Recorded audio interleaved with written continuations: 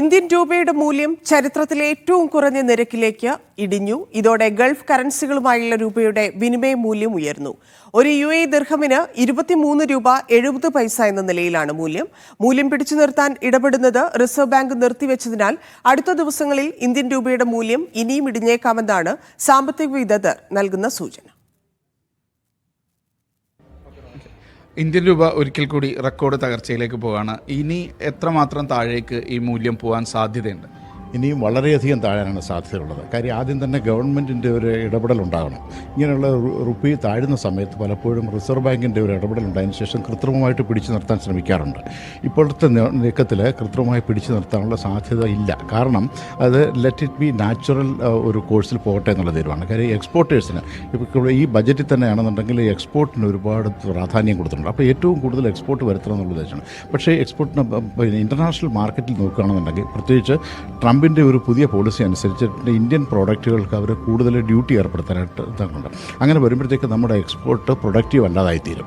അങ്ങനെ വരുമ്പോഴത്തേക്ക് നമുക്ക് വരുമാനം കുറയും. മറ്റൊന്ന് പറഞ്ഞു കഴിഞ്ഞാൽ വിദേശ നിക്ഷേപ സ്ഥാപനങ്ങൾ കൂടുതലായിട്ട് ഇന്ത്യയിൽ നിന്ന് നിഷ്ക്രമിച്ചുകൊണ്ടിരിക്കുകയാണ്. കാരണം എന്ന് പറഞ്ഞാൽ അമേരിക്കയിലെ പലിശ നിരക്ക് കുറയ്ക്കുമെന്നുള്ള വിചാരത്തിലുണ്ടായിരുന്നു. അപ്പോൾ അതിനൊരു തീരുമാനം ഇതുവരെ വന്നിട്ടില്ല. അങ്ങനെ വരികയാണെന്നുണ്ടെങ്കിലുണ്ട്. പിന്നെ മറ്റൊന്ന് എണ്ണവില കൂടുകയാണ്.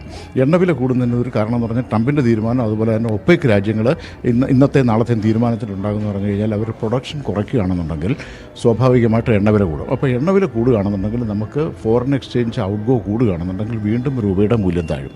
രൂപ മൂല്യം ഇന്ന് തന്നെ ഇപ്പോൾ 87 ഒരു ഡോളറിന് 87, അല്ലെങ്കിൽ ഒരു ദിർഹത്തിന് 23 രൂപ 70 പൈസയായി. അപ്പോൾ ഇങ്ങനെ പോവുകയാണെന്നുണ്ടെങ്കിൽ അധികം താമസിയാതെ തന്നെ ഈ 24 ലെവലിലേക്ക് പോകും, 88 ലെവലിലേക്ക് പോകും.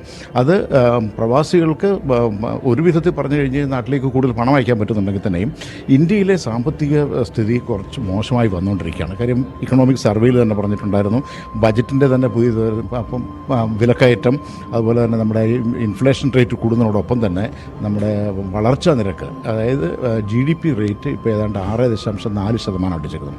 ഒരു 8% ആണെങ്കിൽ മാത്രമേ അവർ പറഞ്ഞതുപോലെ തന്നെ ഇന്ത്യയുടെ ഇക്കോണമി, അതായത് 5 ട്രില്യൺ ആയിട്ട് എത്തണമെന്നുണ്ടെന്നുണ്ടെങ്കിൽ 8% കിട്ടണം. 8% എത്താനായിട്ട് സാധ്യതയില്ല. അപ്പം ഇന്ത്യൻ സാമ്പത്തിക വളർച്ചയിൽ ചില അപാകതകളുണ്ട്.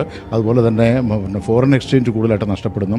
ഇന്ത്യൻ സ്റ്റോക്ക് മാർക്കറ്റിൽ അതായത് 83,000 പോയിൻറ്റ്സ് ഉണ്ടായിരുന്നു, അതിനുശേഷം ഇന്നിപ്പോൾ 77,000 പോയിൻറ്റ്സ് ആയി തീർന്നു. അപ്പോൾ ഇങ്ങനെയുള്ള കുറേ കാരണങ്ങൾ കൊണ്ട് രൂപയുടെ മൂല്യം വീണ്ടും താഴാനാണ് പോകുന്നത്.